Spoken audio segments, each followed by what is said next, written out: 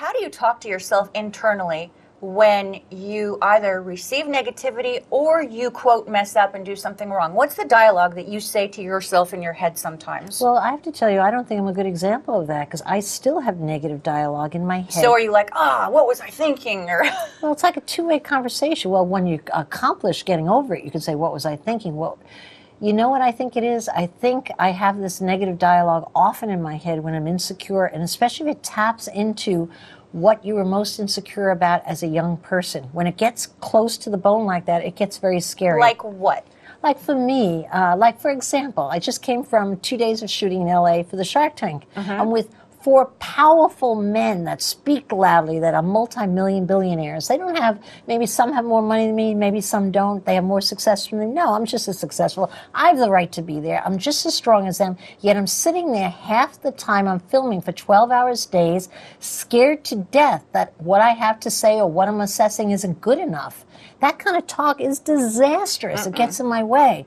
But how do I get through that? I have not gotten good at shaking negative thought from my head when I'm scared, because that's tapping into me being back at school, being the dyslexic dunce in the class, never having the answer, stumbling when I'm reading out loud, being embarrassed and mortified in front of the kids, and it all comes back to me like it was yesterday. Why should that bother me? It's ridiculous. I know it logically, but here I am being that little needy, crying kid inside, struggling to come up for air. So what gets me through that? In answer to your question, I'm sorry to go so long No, on this. please. That's why you're here. What gets me through that is I stay with it. I just persevere. Yeah, and it sounds so trite, doesn't it? Don't quit. I just persevere and stay with it and stay with it. And somewhere along the way, I get an opportunity. I start to shine. Bang, I can steal the show. And wham, I slam it home. I'm not a young babe anymore. I think I have maybe 10, maybe 12 good years left. Think about it. We don't all have a lot of time left. You think I'm going to let those 10, 12 years go by wasting my time on anything? I mean, I felt this way at 22, but why would I waste my time? And certainly I'm not going to waste my time worrying about making money. I never worried about it. My mother never worried about it. Somehow we ate and we got out of there. I remember one time I was going out of business. I was sick with worry. I was nauseous over it because I felt the responsibility of 200 people. I was putting them out of business. And you know what my mother said to me? She said, "You're not worrying about money, are you?" I was indignant. I was probably 35. I said, "I'm worried about money. Of course, you know the responsibility I have." And my mother said to me, "What a total waste of time." Did that hit you hard? Hit me hard. I think the waters parted for me. I went back to work the next day and realized the only thing I had control about is to work my ass off through the next day and see what happens. And you want to know something? That's all it is. You just show up and work your ass off and see where you get. She was right. Why was I going to succeed if I was worried about money? And making yourself sick over it. Stupid. Such a false sense of value. What's the quote? Something about 90% of life of success is just showing That's up. right. But that's it right. is the truth. It's staying the course, you know. It's staying the course. If there's one thing I'm totally confident about in myself, if there was one trait I'd say is better than any other trait in my body, is I persist. You know, I just plug, and even that I doubt at times. Again, when I'm in my scared phase and scared circumstances, but I can at least lean back and say to myself, but you always get there. But I self-talk, right? You always get there. And that's what, enables me to stay with it again until I get there. So for anyone that hasn't experienced that yet, I want them to know right now, maybe the first time you did that, it wasn't as easy. But once you do it once and you succeed, then the third, then the 500th. I'll give you a very good example, I think, because sometimes the story demonstrates a point I think best, or for me, I learned. When I gave my first speech, my first time I stood in front of a crowd, and this is something everyone knows, it's hard to give a speech. Everyone is fearful of speaking. I lost my voice. Not unusual. That happens a lot, I have since found out. I thought I was the only one in the world to ever lose my voice, publicly shamed. It hit on all the chords in me of not being able to read in reading class. It couldn't have been a worse experience. I was like, Here I was, a grown woman in a business suit with somewhat good success at 30 years old, and I was sitting there going, right back to second grade. It was horrifying for me. And yet, you say, okay, fine. I didn't know how to self-cheer myself. I hadn't learned that yet. But you know what? I didn't have to learn it. What I had to do, and the most important thing I did, was I marched my butt over to NYU and I volunteered to teach a course. Why did I do that? I wanted to get over my fear of public speaking. And you know what? In a room of 20 people that all love you because you're in the real estate business and talking about a topic you know, I figured if I shoved myself up there 3 nights a week for 10 weeks in a row, I had to get good at this. So what was the thing there? Learning how to give yourself positive self-talk, or getting off your butt and going right for the eye of the storm? That's how I learned to get good at public speaking. And let me tell you something. You're good at addressing a group of 2 people or 2,000 people. If you can speak well and with confidence, you cannot not be successful. You've got the power. So I'm giving that story simply because I think it's not how you feel, or let me feel myself, let me cheer myself. Sounds cool. I've never been able to do it. I've cured myself through action. It's about action. I'm ignoring that dragon. I'm going right for the next one, you know? And that's hard to do because it takes bravery. But you know what I find too? Even if you don't have the courage, you find the courage on your way down. I got stuck many, many times where I felt a sense of sadness, like anyone else would judge that I was doing well, but I felt stuck. And that's important, to get rid of that feeling. So I had a little exercise I did. It worked for me, but I'm very organized, you know. I would take my yellow pad out. I like a yellow pad because it feels sunny. You know, it's legal to get the extra paper. Okay. I put a line down the middle, and then I put on the one side what I love and the other side what I hate. And I'd write down, I'd think of my job, my family, my friends, my time spent, and I would just free float. Do you do all the good stuff first? Oh, definitely. All the good stuff first. Right. Boom, boom. Everybody has no problem with what they love. Right. I love the beach. I love my son. Sometimes you don't love your husband, he's on the other side. That varied by the day. Right. But or you might love him, but you might not like him. Yeah, that day, right? But it's really like what in your life you really like to do. Basically, like maybe would be, but I would put what I love. And then the other side, what I hate. Not dislike, but what I hate. I hate that bitchy woman that I have to live with every day at the office. I hate this. I hate that I have to do more outlines. I hate signing the checks. I hate I put like as though I'm allowed to bitch privately. And then you know what I do? I'd make it my business to figure out how to get rid of the what I hate side. And there's always a way. You might get stuck, like if you have a bad kid that you can't get rid of. He's a kid. You're committed on that good one. Kids, they are always on that side. But anything short of that, you can get rid of in your life. I found I got empowered by my stupid yellow list. And I have to tell you, I probably did it every 6 months to a year my entire life. I still do it now. Okay? And the list never stays the same, but the what you love almost always stays the same.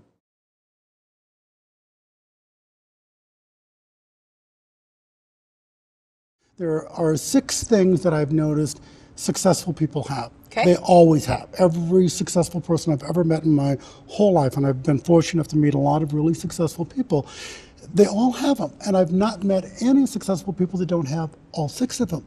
When you go, that's weird. Isn't that interesting? And here they are. First, you have to think big, because that's part of that whole shooting for the moon thing.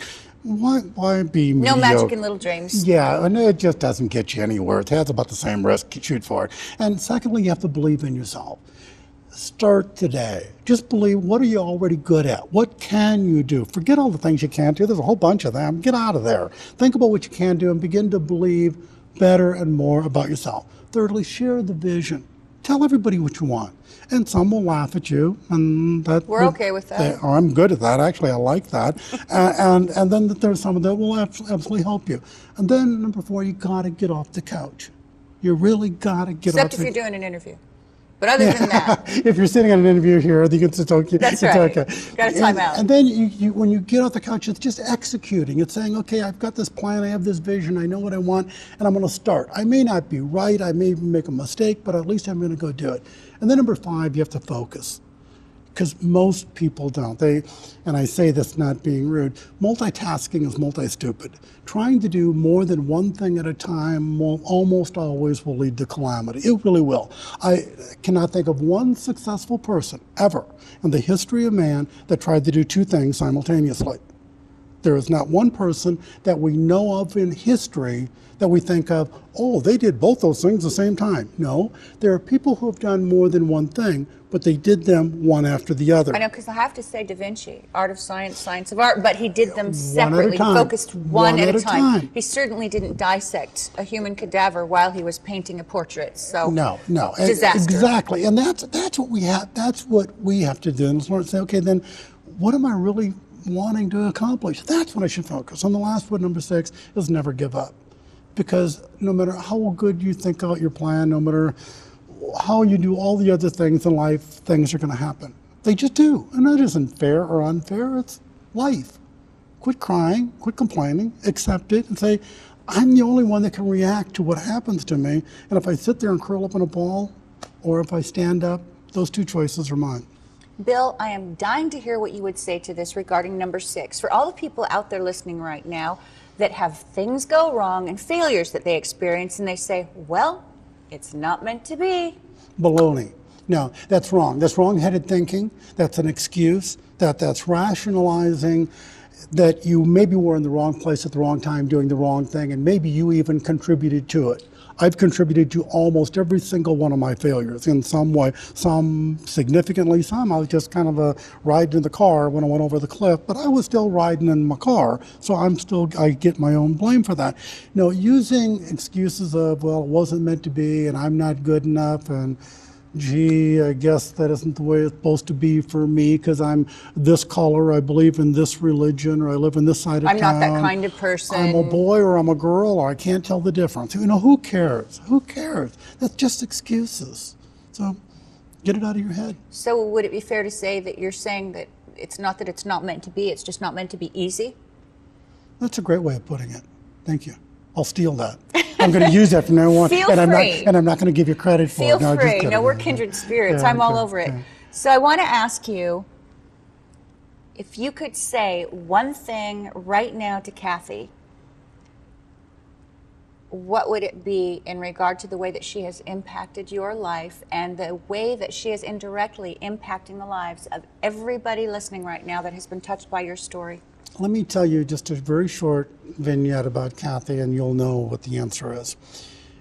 When I was 17 and she was 14, we had already dated then for a few years.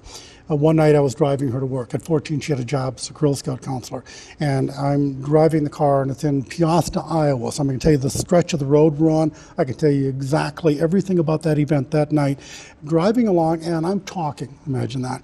And all of a sudden, she's a very quiet, shy, introverted girl. She just yells out, "Stop the car!" And she slaps the dashboard while she's saying that.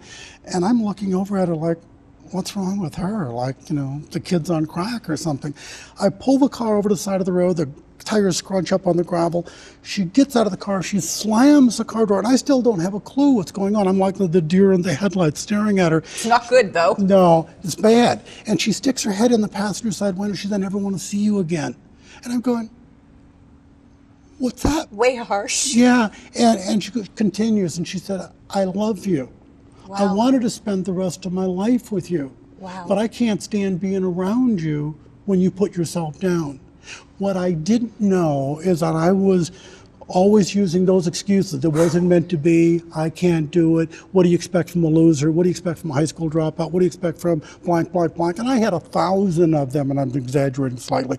I had an excuse for every day of the week. I had an excuse for everything that went wrong in my life. And at 14, she called me out on it.